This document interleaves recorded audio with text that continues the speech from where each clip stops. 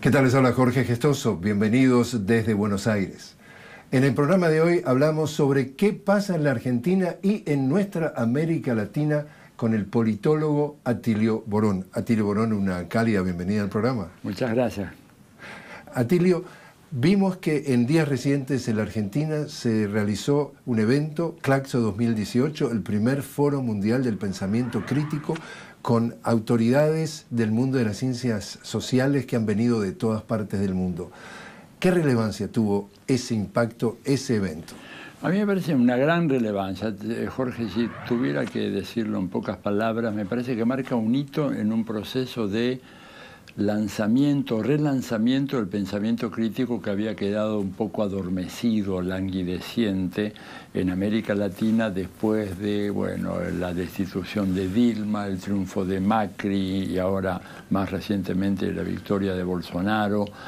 Inclusive habíamos sufrido mucho cuando en Colombia se votó en contra de los acuerdos de paz. Eso produjo un desánimo generalizado, porque un país que había estado 50 años en guerra de repente le dan la posibilidad de votar por la paz y votan en contra.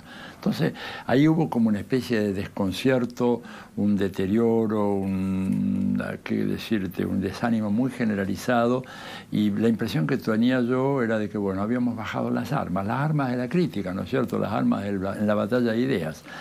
Pero yo creo que esto que pasó la semana pasada en Buenos Aires, este gran foro en donde acudieron personalidades de primer nivel mundial, digo, cualquier estudiante de ciencias sociales de América Latina o de Europa ha leído a la mayoría de la gente que ha venido a dar conferencias. De todas partes del mundo. De todas partes del mundo. Te han venido de África, te han venido de Asia, vinieron de Estados Unidos, de Canadá, de toda América Latina, de Europa.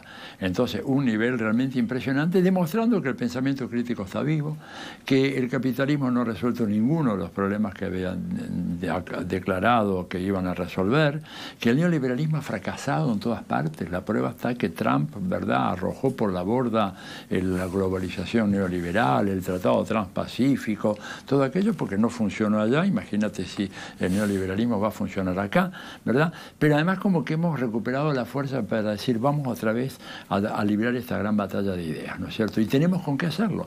Y además entendemos muy bien por qué ellos, cuando digo ellos, digo la gente del G20 que se va a estar reuniendo en Buenos Aires unos pocos días más, ¿verdad?, a fines de noviembre, principio de diciembre, porque ellos no quieren discutir con nosotros, porque no resisten una discusión, hay que decirlo. Hay un blindaje mediático que hace aparecer como inexpugnables los argumentos de esa gente, cuando en realidad son argumentos que pueden ser fácilmente rebatidos con las pruebas de la historia, no la retórica, ¿no?, sino la evidencia histórica, los duros hechos. Y en el caso de Buenos Aires fue la primera vez que en América Latina el G20 se reúne en esta parte del planeta. ¿Irónico? Sí, hay más que sí, es una ironía, pero al mismo tiempo refleja el tremendo apoyo que ha recibido el gobierno de Macri, ¿verdad?, de la comunidad financiera internacional, de las instituciones financieras internacionales, de la señora... ¿Para que se endeude? Para que se endeude, porque es un negocio fenomenal. Poca gente sabe que cuando se concede un préstamo de este tipo, los actores intermediarios, que suelen ser bancos de aquí, de la Argentina, o de América Latina, o de Estados Unidos, cobran comisiones millonarias. Una de las últimas comisiones, y no para todo el préstamo, hablaba de 600 millones de dólares. Y un préstamo de 57 mil millones de dólares del Fondo Monetario Internacional, que es el más grande que otorgó el Fondo a América Latina, superior inclusive al que le otorgó al gobierno de México cuando se produjo el derrumbe por el efecto tequila en 1995, que ahí Bill Clinton dio una orden, demostrando además que el Fondo Monetario Internacional es una agencia más del gobierno de Estados Unidos, cosa que, por ejemplo, un teórico brillante como era Zbigniew Brzezinski, recientemente fallecido, él era un hombre, digamos, muy de derecha, pero yo lo apreciaba mucho porque era muy franco. Él en su libro decía, no, el Fondo Monetario Internacional Internacional y el Banco Mundial son agencias del gobierno norteamericano, no nos engañemos entre nosotros. Lo decía un gran personaje de la derecha, pero además que tenía la virtud de ser honesto, ¿verdad? Cosa que muchos de sus colegas ideológicos no lo son, te dicen mentiras. Y entonces ahí se probó muy claramente. Clinton, que dijo que México se derrumba, 50.000 millones de dólares a los 2 días se lo daban. Y dijo, cuando vivimos en un vecindario de casas de madera, si veo que la casa al lado se incendia, lo primero que debo hacer es acudir a apagar el incendio. Y lo hizo. Pero este préstamo fue todavía mayor. Claro que el dólar de hoy no es el dólar del 95, pero es sin duda uno de los más importantes préstamos del fondo en toda su historia. Estamos hablando de que el presidente Macri cumple 3 años en diciembre de haber llegado a la presidencia. Dice, tuvimos oportunidad de hablar entonces con la diputada nacional Gabriela Cerruti, desde que llegó Macri al poder se ha perdido el 18% del poder adquisitivo de la gente, 15% en el último año. Argentina con Macri, ¿mejor o peor? No, mucho peor. Ha sido un verdadero desastre, una calamidad. Con esto no quiero decir que antes estábamos en un paraíso, antes teníamos problemas también, ¿verdad? Creo que la economía argentina ha tenido esos famosos ciclos de stop and go, ¿no? O sea, relanzamiento y estancamiento. Esto es histórico en la Argentina desde el 45 para acá, por toda la reestructuración interior y por cómo funciona la economía mundial. Esto ha sido siempre así.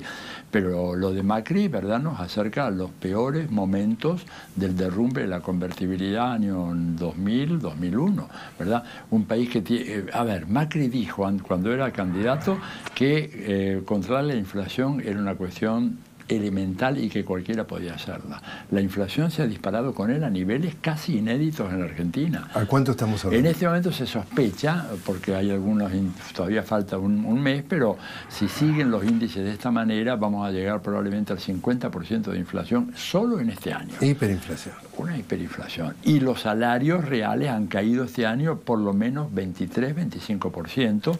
Las remuneraciones de los pensionados cayeron aún más. Y entonces estamos en un país muy endeudado.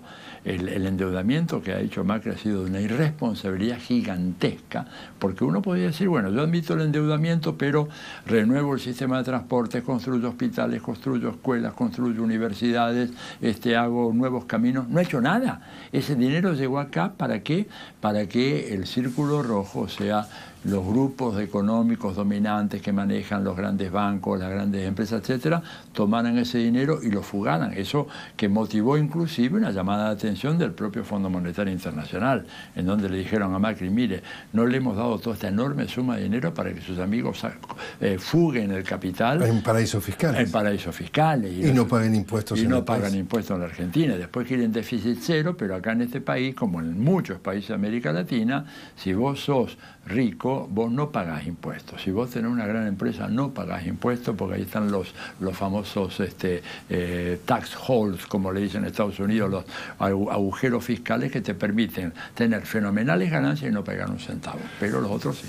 Los escépticos también dicen que en realidad el modelo a nivel global, a nivel mundial, que trata de imponer Macri es, dado que en los gobiernos anteriores de los Kirchner hubo avances en los programas sociales, por lo tanto, producir un obrero, una persona, un trabajador, cuesta más por hora porque lleva cargas sociales importantes, trata de desmontar ese esquema para vender al mundo que ahora Argentina es otra vez mano de obra barata y por lo tanto atraigan los capitales a explotar argentinos. ¿Es demasiado exagerada esa visión? No, yo creo que esa es la visión que esta gente tiene, pero es absolutamente irrealista. Digo, basta, por favor, contraten un equipo de sociólogos serios para que le digan la verdad. Eso no lo van a poder hacer.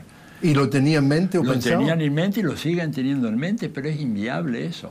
Es inviable porque este país tiene una tradición, digamos, de derechos sociales, derechos laborales, legislación laboral, ¿verdad?, que se originan fundamentalmente en los años del peronismo y que han seguido después. Un movimiento obrero fuerte, si bien está muy burocratizado y a veces no es de lo mejor, pero bueno, de todas maneras tiene capacidad reivindicativa y la gente sale a protestar. Además, yo digo, ¿qué tiene de malo que en la Argentina, ¿verdad?, se haya logrado algo que yo estoy orgulloso de eso, que es casi todos los adultos mayores en este país están protegidos por un régimen de jubilación y de pensión? Yo creo que esto fue uno de los logros más importantes del gobierno de Cristina Fernández, que esta gente ahora quiere desmantelar todo eso. O sea, ¿Marcha atrás? Dar marcha atrás, pero eso generaría, digamos, una debacle fenomenal, no solamente para los jubilados y los pensionados, sino porque la economía también funciona sobre la base de la capacidad de consumo que tengan esos sectores populares, ¿no es cierto? Gente que ha trabajado toda su vida. Algunos dicen, bueno, pero trabajó, ¿no es cierto?, pero no hizo aportes jubilatorios. Bueno, porque tuvo que trabajar en negro, señor. Mucha gente en este país ha trabajado en negro. Porque a veces los empleadores le exigían. Los empleadores le exigían eso y el Estado miraba para otro lado. El Estado no imponía la necesidad de que el trabajador estuviera registrado. Entonces lo acusan, no hizo aportes, por lo tanto no. Lo que se hizo fue un acto de reparación histórica real. Gente que quería trabajar en blanco. Nadie quiere trabajar en negro. Nadie quiere trabajar sin seguro social, sin vacaciones, sin aguinaldo, sin todo eso. Atilio, ¿quién gana las elecciones en el próximo año 2019? Te podría decir esa respuesta si me preguntara sobre Chile o sobre Uruguay, pero Argentina es imprevisible. Pero si me das una pausa por ahí, yo puedo pensar un poquito en una respuesta. Claro que sí.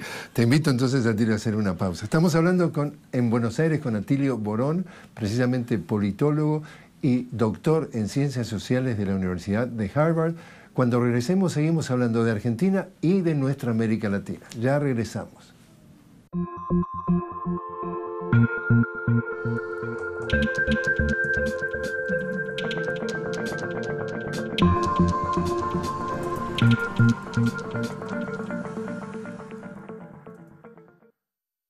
Continuamos hablando desde Buenos Aires con Atilio Borón, politólogo y doctor en Ciencias Sociales de la Universidad de Harvard en Estados Unidos. Estábamos hablando de, Atilio, ¿quién puede ganar las elecciones presidenciales en Argentina el año próximo 2019?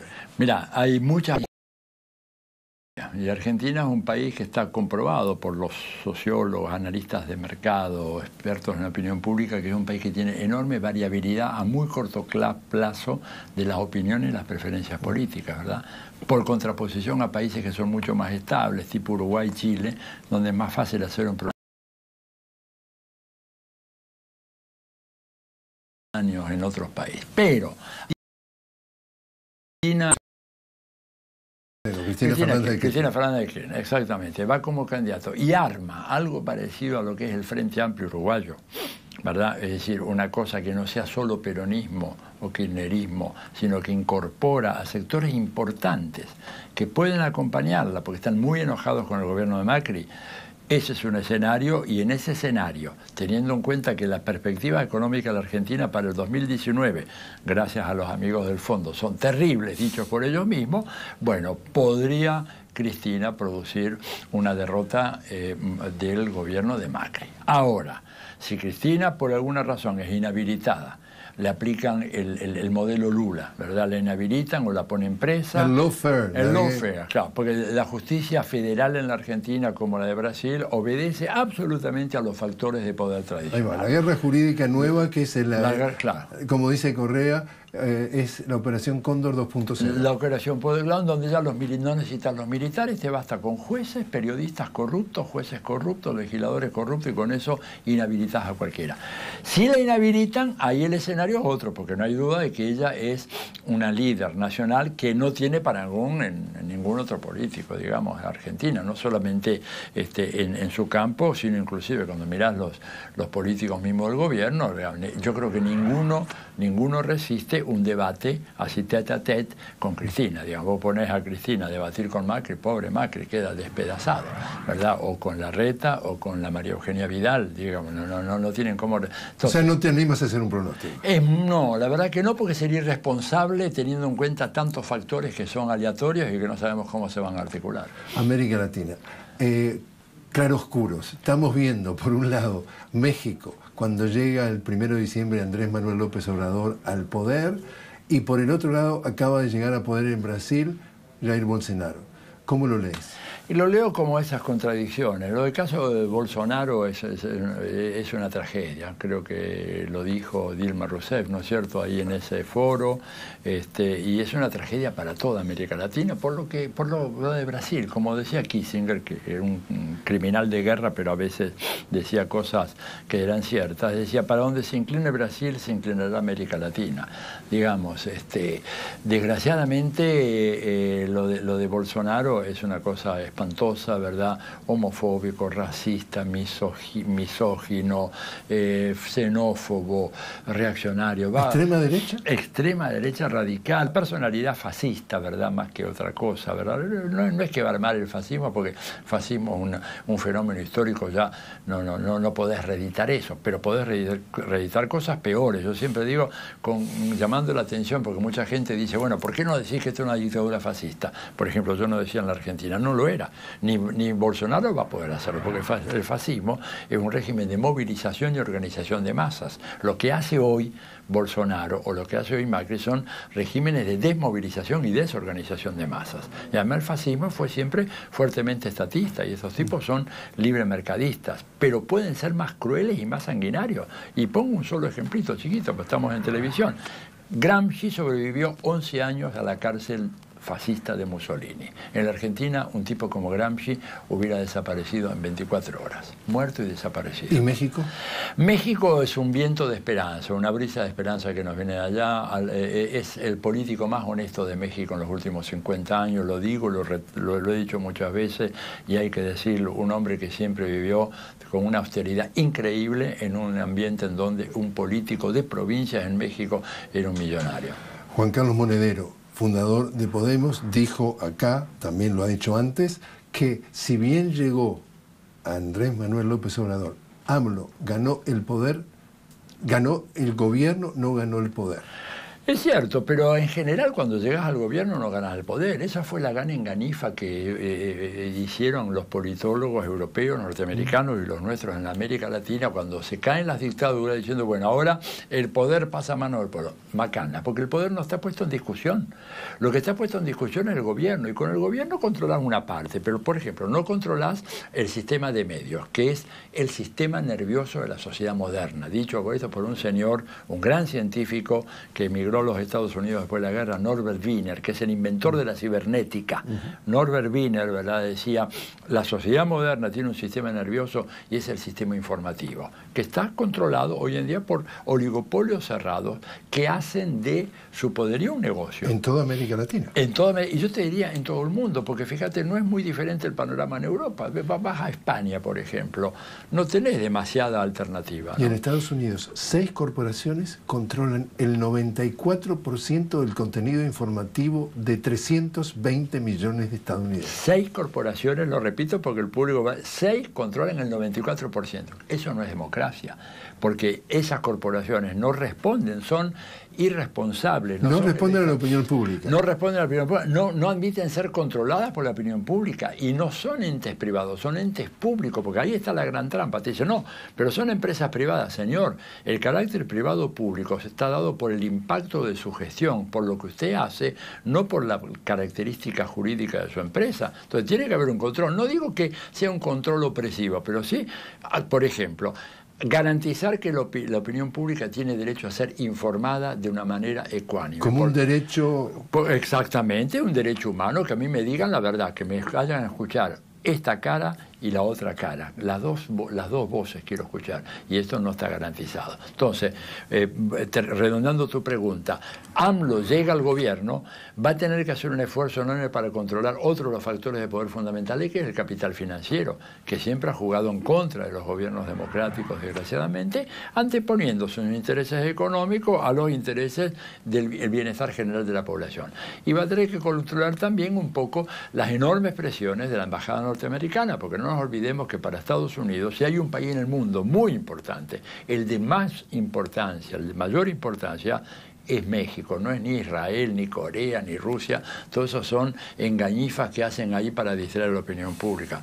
Por algo, la primera doctrina de política exterior de Estados Unidos, la Monroe, por algo el primer tratado que establece Estados Unidos después de la Segunda Guerra Mundial para evitar que la Unión Soviética se abalance sobre el mundo, es América Latina. Primero el TIAR y 2 años después la NATO. ¿Por qué? Como me lo dijo a mí un colega hace muchos años, dice, mira, a nosotros nos interesa mucho más preservar América Latina del comunismo soviético que de Europa, que los europeos se arreglen, pero América Latina es nuestra. América Latina para los americanos, para los estadounidenses. Te invito a hacer una nueva pausa, Atilio. Estamos hablando con Atilio Borón, politólogo y doctor en Ciencias Sociales de la Universidad de Harvard, sobre Argentina. Lo estamos haciendo desde Buenos Aires, pero sobre nuestra América Latina. Enseguida volvemos.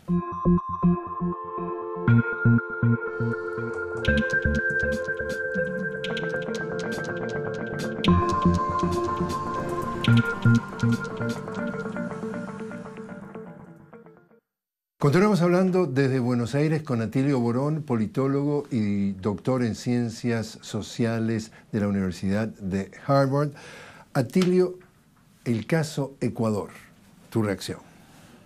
Profundo dolor, ¿no es cierto? Un profundo dolor porque Ecuador no se merece vivir lo que está viviendo, ¿verdad? Una regresión fenomenal, un atropello a los derechos humanos fundamentales, la liquidación de la Corte Constitucional reemplazada por personas así arbitrariamente impuestas por el gobierno, el encarcelamiento sin pruebas del ex vicepresidente Rafael Correa, Jorge Glass, las amenazas en contra de Julian Assange, refugiado allá en Londres, un hombre que está preso y ha sido defendido por el presidente Correa, concediéndosele el asilo diplomático porque dijo la verdad, porque nos permitió conocer la verdad y por eso lo quieren ajusticiar, porque no es que le quieren ofrecer un trato justo. Assange, si sale de la embajada del Ecuador, va a ser asesinado en una cárcel de presos comunes en Los Ángeles, en South Central Los Ángeles o algo así, que es de las peores que hay en los Estados Unidos.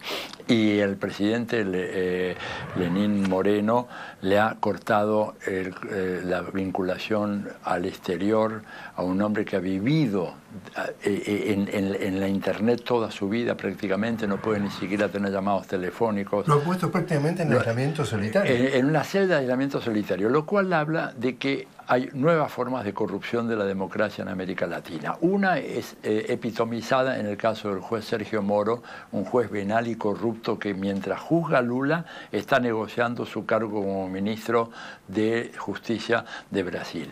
Y el otro caso es el caso de Lenín Moreno, que es un hombre que se vendió. Se vendió, le pusieron el dinero, como se dice en México, le llegaron a lo que quería, ¿no es cierto? Y después de haber dicho durante toda su campaña, yo estuve en Ecuador y acompañando su campaña, que el presidente Correa había sido, después de Eloy Alfaro, el más grande presidente del Ecuador, de repente lo convierte en un criminal, un delincuente, acusándolo de todo. Y eso es producto de que, bueno, la CIA ha hecho una gran operación, torciendo totalmente la voluntad del electorado que no quería que gobernaran los banqueros otra vez, ni que gobernaran los socialcristianos, y Lenín Moreno le está sirviendo en bandeja ese gobierno precisamente a los banqueros, a los socialcristianos, a la gente más corrupta del Ecuador, que fue la que ocasionó el desplome aquel gigantesco con el cual Ecuador perdió su moneda y echó al exterior a millones de ecuatorianos. El feriado bancario. El feriado bancario, famoso feriado bancario, que es un eufemismo para hablar de la gran estafa en contra del pueblo ecuatoriano, que ahora Lenín Moreno le ha servido en bandeja otra vez mediante su infame traición. Año próximo, 2019, elecciones presidenciales en Bolivia.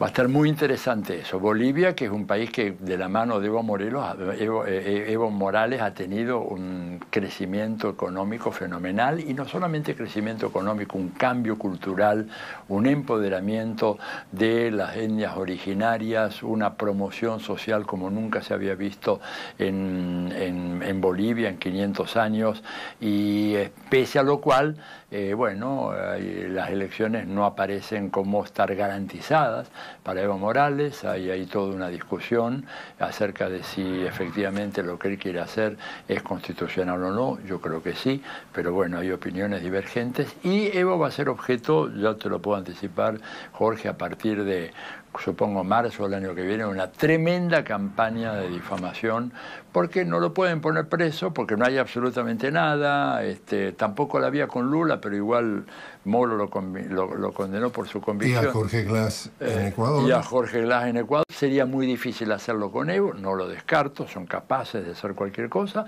porque, a ver, en un contexto tan internacional, tan cambiante y amenazante para Estados Unidos, con China emergiendo con una fuerza fenomenal, con Rusia volviendo a los primeros niveles de la política internacional, con la India que viene de a poquito, pero que está convirtiéndose en un gran actor, Estados Unidos quiere asegurar monolíticamente esta región. Y ahí no va a haber escrúpulos ni nada que valga para, si es necesario, digamos, matar a un presidente, lo van a matar, cuidado con eso. Y si no, se lo encarcela o se lo trata de destruir mediante ofensivas mediáticas fenomenales como las que hemos conocido, por ejemplo, acá en la Argentina, o con blindajes mediáticos, porque acá en la Argentina tenemos a nuestro presidente involucrado en los Panama Papers, involucrado también en otras cosas que salió en Bahamas, y de eso la prensa no habla ni una palabra, y silencio total. Por último, volvió entonces la doctrina Monroe con turbo y con sexta velocidad, sí. Es decir, Estados Unidos diciendo América para los estadounidenses. Sí, absolutamente. Ellos hicieron un abandono retórico. John Kerry, digamos que era el último secretario de Estado de Obama, un poco decía eso, pero con Trump eso es evidente. Nunca ellos van a abandonar América Latina, porque América Latina es un continente absolutamente indispensable para los Estados Unidos. Te lo pongo en un minuto.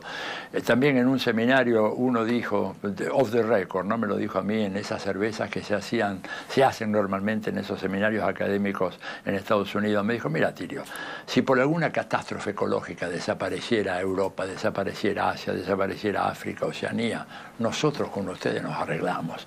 Con que se quede América Latina, con que se quede esta gran isla americana, con las inmensas riquezas que tenemos, mantenemos el modo americano de vida por 2 siglos. Y entonces, claro, con gobiernos que no es que son gobiernos revolucionarios, todo ello, salvo Cuba, pobre, que ha sostenido heroicamente su revolución durante 60 años, pero gobiernos que de alguna manera pongan una pequeña traba o que quieran favorecer la convergencia, la unión de América Latina, eso es visto ya como una amenaza mortal y van a hacer cualquier cosa para frustrar ese proyecto. Atilio Borón, muchísimas gracias por estar con nosotros. No, un placer para mí.